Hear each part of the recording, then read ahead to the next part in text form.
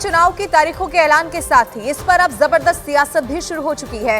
विपक्षी दलों के नेता चुनाव को लंबा खींचने का आरोप लगा रहे हैं और सवाल ये खड़े कर रहे हैं कि 7 चरणों में मतदान कराने की आखिर क्या जरूरत है, जबकि बीजेपी के साथ एनडीए के घटक दलों ने चुनाव की तारीखों का स्वागत किया है और विपक्षी दलों के आरोप पर जवाब ये दिया है कि हर किसी को समान समय मिलेगा। तो इसमें सवाल आखिर क्यों खड़े किए जा रहे हैं? सबसे बड़ी खबर ये थी कि चुनाव की तारीखों का ऐलान हो चुका है, 7 फेजेस में चुनाव होने जा रहे हैं, लेकिन इस पर अब राजनीति भी शुरू हो चुकी है।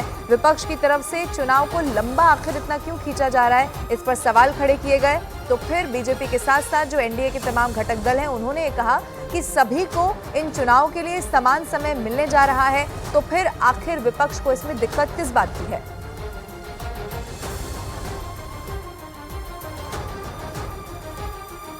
तो लोकसभा चुनाव की तारीखों का ऐलान हो चुका है। इस वक्त आपके टीवी स्क्रीन पर 7 चरणों में लोकसभा के कैसे चुनाव होने जा रहे हैं वो हम आपको इस वक्त दिखा रहे हैं। इसके अलावा आपको ये भी बता दें कि 4 जून की वो तारीख होगी जब सारे नतीजे यानी कि जो रिजल्ट है वो आने वाला है। पहला, दूसरा, तीसरा, चौथा, 5वां, 6वां और 7वां चरण आप देख लीजिए। पहले चरण का जो मतदान है वो 19 अप्रैल को होने जा रहा है, यानी कि वहीं से शुरुआत हो जाएगी। और उसके बाद आप देखेंगे तो कैसे 4 जून की वो तारीख होगी जब उसके बाद नतीजे सबके सामने आ जाएंगे। अब आपको ये भी बता रहे हैं कि कहाँ कितने चरणों में कौन से ऐसे राज्य जहां पर चुनाव होने जा रहे हैं। आप देखेंगे 2 चरण में कर्नाटक, राजस्थान, त्रिपुरा, मणिपुर में चुनाव होंगे। 1 चरण में तमिलनाडु, पंजाब, तेलंगाना, उत्तराखंड को कवर किया जाएगा। इसके बाद एक ही चरण में अरुणाचल प्रदेश, आंध्र प्रदेश, दिल्ली और गोवा में भी मतदान होंगे।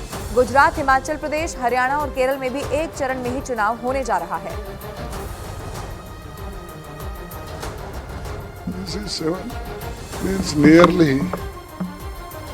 All development work will be stopped, and stopping nearly 70-80 days means you imagine how the country will progress, because election code of conduct, people will not move. तो आप इस चुनाव को 4 चरण 3 चरण में भी कर सकते हैं, लेकिन क्या ऐसा कारण है कि 7 चरण में से आप बार बार करवाते हैं और आप सारी नसीहत केवल पॉलिटिकल पार्टीज को देते हैं? और आपको अच्छे से पता है कि पॉलिटिकल पार्टीज की स्थिति आज देश में क्या हो गई है सरकार के सामने। फिर भी अब हम सब चुनाव में जब आ ही गए हैं तो चुनाव में जनता के बीच जाकर अपनी बात रखेंगे और एक अच्छा लोकतंत्र, एक स्वस्थ लोकतंत्र भारत देश में आए, इसकी कामना करें। আমরা বারবার বলেছিলাম যে পশ্চিমবঙ্গের ক্ষেত্রে এই নির্বাচনের ধাপ 2টি ধাপে অথবা একটি ধাপে হোক, কিন্তু আমরা দেখলাম যে একই পদ্ধতি অবলম্বন করে 7টি দফায় নির্বাচন ঘোষণা হলো পশ্চিমবঙ্গের ক্ষেত্রে। लंबा एक फेज़ है जिसमें पहला फेज़ यानी 19 अप्रैल से शुरू होकर के और लास्ट फेज़ जून के महीने में भी चला गया और 4 जून को उसका रिजल्ट निकलेगा। और हमारा हरियाणा का जो शेड्यूल है 6ठे यानी चरण में, और 25 मई को हमारा चुनाव होगा। और स्वाभाविक है कि 2 महीने से ऊपर का समय है।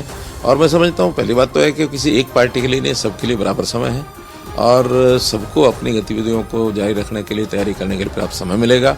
और इस पर्याप्त समय में हर कोई अपने अपने हिसाब से चलेगा। और भारतीय जनता पार्टी का क्योंकि एक नेटवर्क बहुत अच्छा है हमारा, और उस नेटवर्क के कारण से लंबे समय का हमको बहुत ज़्यादा लाभ होगा। कोशिश उनकी कामयाब होने वाली नहीं है।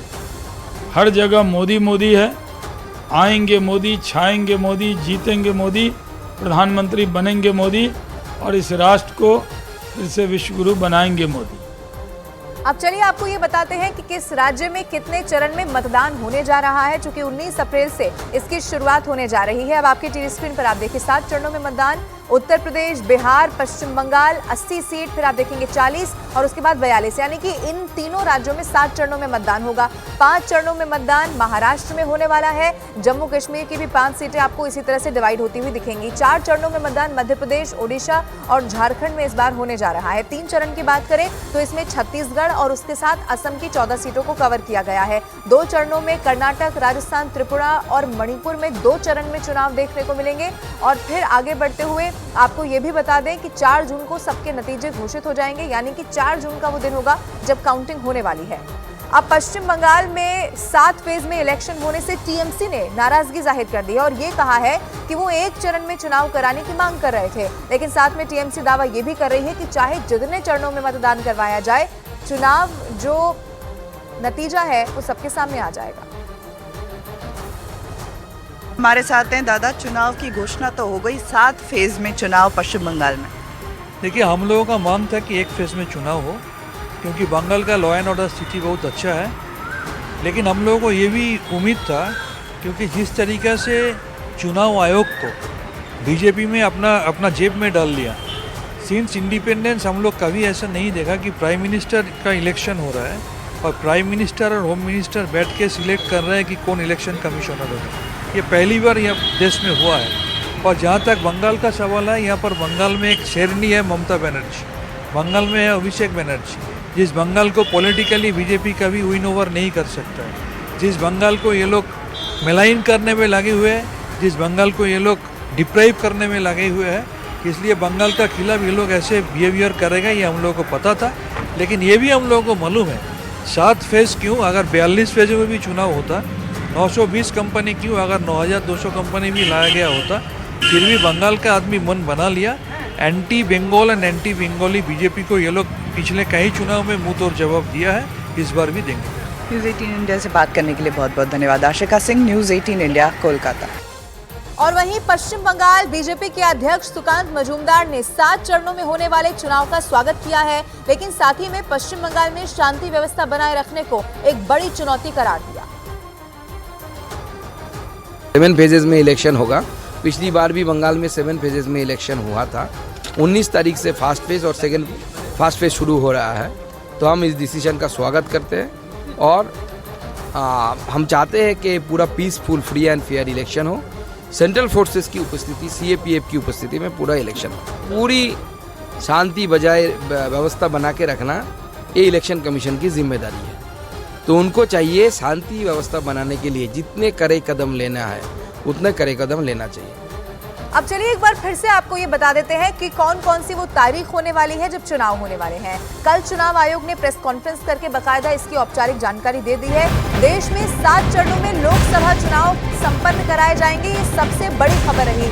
4 जून को मतगणना होगी और उसी दिन नतीजे सबके सामने आ जाएंगे। पहले चरण का मतदान 19 अप्रैल को होगा, 26 अप्रैल को दूसरे चरण की वोटिंग होगी, 7 मई को तीसरे चरण के लिए वोट डाले जाएंगे, 13 मई को चौथा, तो वहीं 20 मई को 5वां चरण होगा, 25 मई को छठे चरण का चुनाव होगा और फिर एक और आखिरी जो 7वां चरण है वो 1 जून को होने जा रहा है। और उसके बाद 4 जून की वो तारीख होगी जब मतगणना होगी, यानी कि काउंटिंग होगी, और उसके बाद चुनावी नतीजे क्या सामने आए हैं वो पूरे देश के सामने आ जाने वाला है। किसकी सरकार देश में बनने जा रही है, ये भी 4 जून को ही सब कुछ क्लियर हो जाने वाला है।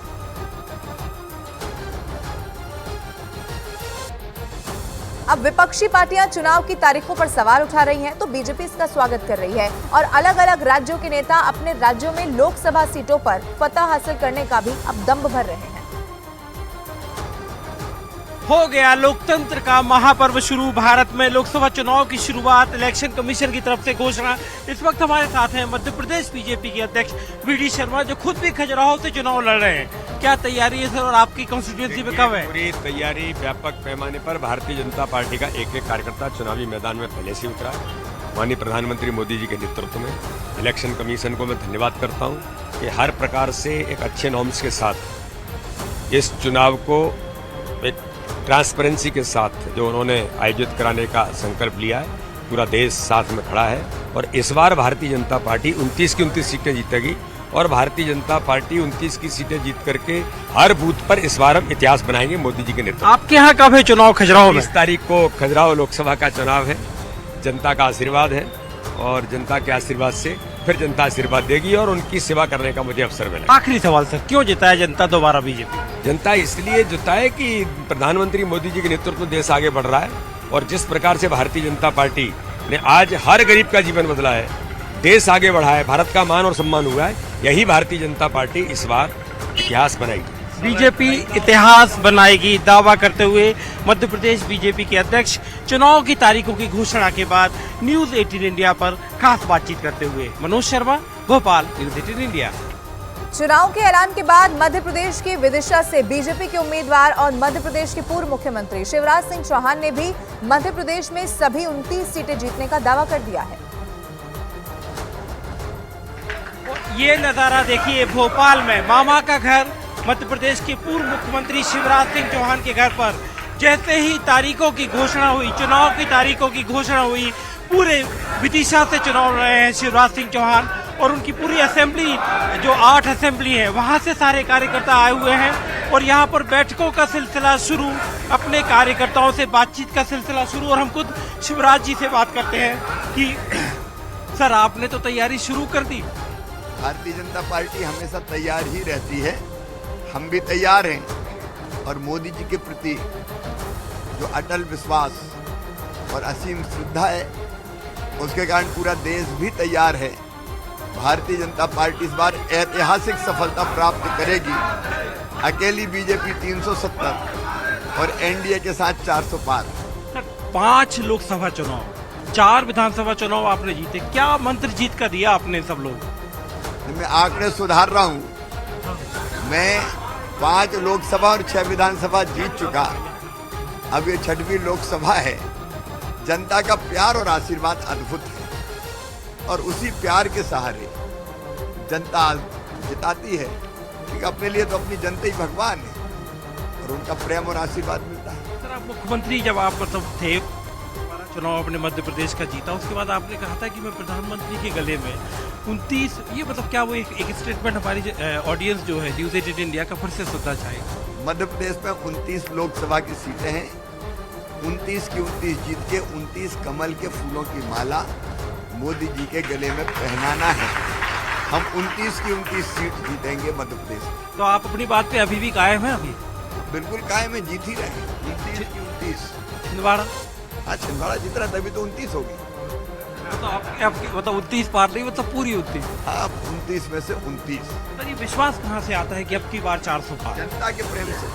जनता साथ दिखाई दे रही है और जनता का जो स्नेह, प्रेम और विश्वास प्रधानमंत्री जी के प्रति है, भाजपा के प्रति है, उसी से ये विश्वास आता है। मुद्दा, सबसे बड़ा मुद्दा आपकी नजर में इस लोकसभा चुनाव में? विकसित भारत का निर्माण।